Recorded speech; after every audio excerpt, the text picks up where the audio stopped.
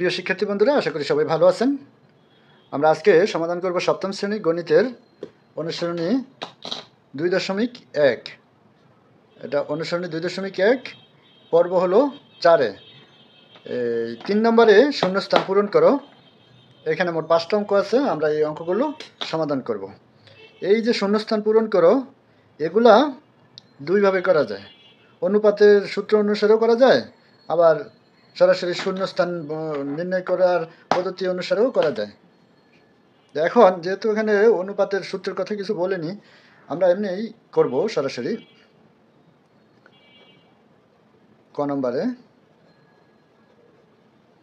সমাধান এখানে আছে কত? 11:25 সমানুপাত খালিঘর অনুপাত 50। আমরা এর আগের একটা পাঠে বলেছিলাম যে অনুপাত হলো একটা ভগ্নাংশ। অনুপাত কি? ভগ্নাংশ। এখন এই যে অনুপাতটা, এটারে ভগ্নাংশ আকারে লেখা যাবে 11/25। 11/25 আমরা এখানে এই যে অনুপাতটারে আমরা সমান সমান দিয়ে দেব। ঠিক এদিকেও ঠিক তেমন, এটা উপরে খালি ঘরটা আসবে, নিচে ভাগ অবস্থায় আসবে 50। পরবর্তীতে এখন কি করতে হবে? আড়াআড়ি মানে কোনায় কোনায় গুণ করতে হবে। কোনায় কোনায় গুণ করলে এখানে খালি ঘর গুণ 25 আসবে, আর এদিকে হবে 50 গুণ 11। যেহেতু আমার খালি ঘরের মান বের করতে হবে, তাহলে আমি এখানে শুধু খালি ঘরটা রাখবো। যেটা বের করতে হবে ওই ইয়াটা আমরা বাম পাশে রাখবো, আর সকল সংখ্যাগুলোকে আমরা ডান দিকে নিয়ে যাব। এখন এখানে আছে 50 গুণ 11, আর এখানে আছে 25। এই 25 50-এর ভিতরে কতবার যাবে? 2 বার। তাহলে আমরা এখানে লিখতে পারবো, সুতরাং খালিঘর সমান সমান এটার দুইটারে গুণ করলে কত হবে? 2 আর 11 গুণ করলে কত হবে? 22 হবে। খালিঘর সমান সমান হলো 22। তো এখন আমরা লিখতে পারি, সুতরাং 11:25 সমানুপাত এই খালি ঘরে হবে কত? 22:50। এটাই হলো আমাদের এই অঙ্কের উত্তর। আশা করি আপনারা বুঝতে পারছেন। এই নিয়মেই আমরা বাকি অঙ্কগুলো করব। এরপরে খ নাম্বার। খ নাম্বার আছে কত? 7 অনুপাত খালিঘর, তারপরে এটা হলো সমানুপাত 8:64।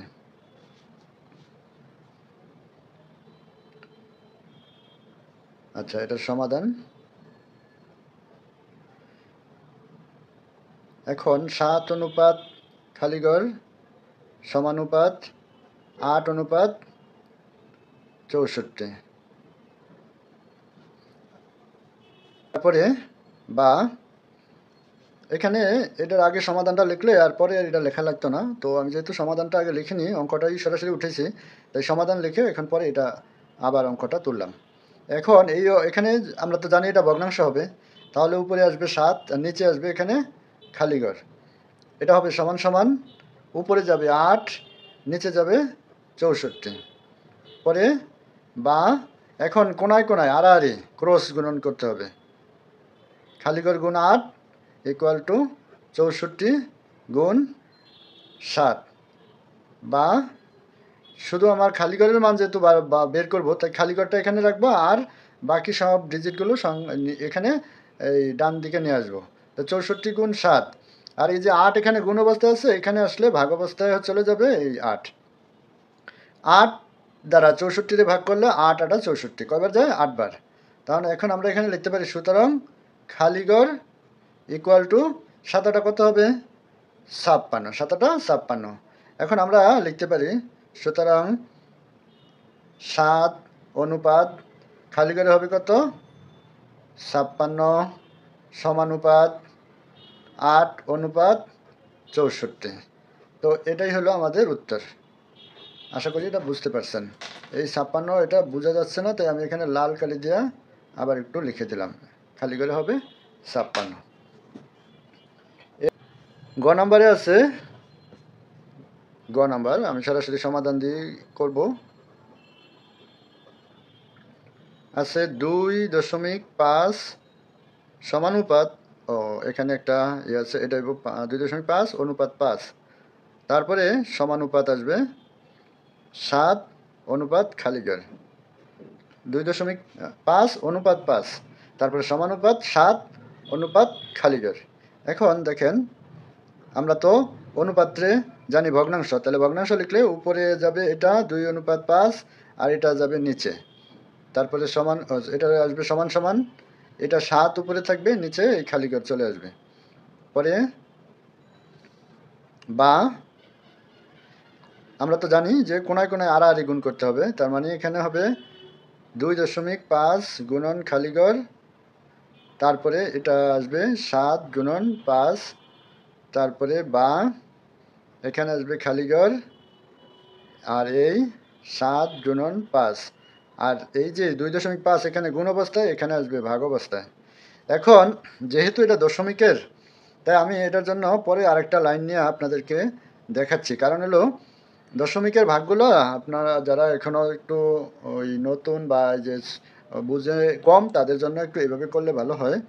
সেটা হলো এই যে 7 গুণ 5, আর এখানে এই দশমিকটার জন্য একটা 1, আর দশমিকের পরে একটা সংখ্যা, তাই একটা শূন্য। এখন দশমিক উঠে গেল, এখানে রইল 25। এখন পূর্ণ সংখ্যা করে নিছি, তাহলে আপনাদের ভাগটা করতে সুবিধা হবে। এখানে 5 25-এর ভিতরে যাবে কতবার? 5 বার। আর এই 5 10-এর ভিতরে যাবে কতবার? 2 বার। তাহলে এখানে এখন আসলো কত? সুতরাং খালিঘর ইকুয়াল টু রইল কত? 7 আর 2, তার মানে 7 আর 2 হবে কত? 14। 7 আর 2 হবে 14। তাহলে আমরা লিখব সুতরাং 2.5 ইকুয়াল টু অনুপাত 5, তারপরে আসবে সমানুপাত 7 অনুপাত খালি করে আসবে 14। এটাই হলো আমাদের এই অঙ্কের উত্তর। আশা করি ভুল হয়েছে। এখানে ঘোড়ার ঘ, এখানে আছে 1/3 অনুপাত 1/5, এখন সমানুপাত খালিঘর অনুপাত 7/10।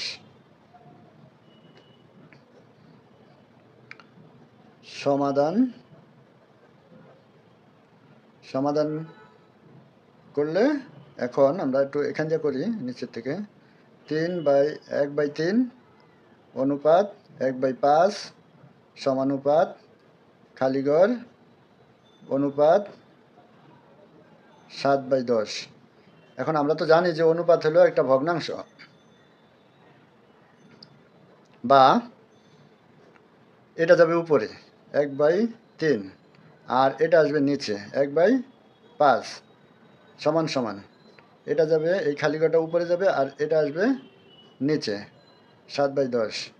পরে বা এখন আমরা ক্রস গুণন করব, আর কোনায় কোনায় গুণ 1/5 গুণন খালিঘর এটা আর এটা, তারপরে সমান সমান এখানে 7/10 গুণন এটা, এটা আসবে কত? 1/3। পরে এখানে শুধু আমার থাকবে কোনটা? এই খালিঘরটা থাকবে, আর সকল সংখ্যাগুলো এদিকে চলে আসবে। এই যে গুণ করে একটা বানিয়ে নিতে পারি, 3×30 আর 7 1 7। আর এই যে এটারে আমরা এখানে লিখতে পারি, তবে আচ্ছা এখানে একটা লাইন বাড়লে সমস্যা নেই, এটা 1/5 তো এই। পরে বা খালিঘর 7/30, এই যে ভগ্নাংশ অবস্থায় আছে এটা এখানে গেলে উল্টে যাবে, এটা ওইখানে গেলে উল্টে যাবে, উপরেরটা নিচে আসবে, মানে এই হরটা লব হবে আর লবটা হর হবে। এই এখন এই 5 দ্বারা এটার কাটাকাটি করলে এটার ভিতরে যায় 6 বার। তাহলে আমরা লিখতে পারি সুতরাং খালিঘর ইকুয়াল টু, নিচে আছে 1 আর 6, তার মানে 6 1 6 আর উপরে আছে 7। এখন এটাই হলো গিয়ে আমাদের খালিঘরের মান। সুতরাং 1/3 অনুপাত 1/5 সমানুপাত এই খালি করে আসবে এটা 6 বাই মানে 7/6 অনুপাত 7/10 আমরা পেয়ে গেলাম এই ঘ নাম্বারের মান। এরপরে আমরা যাব উ নাম্বারে। তাহলে উ নাম্বারে সমাধান,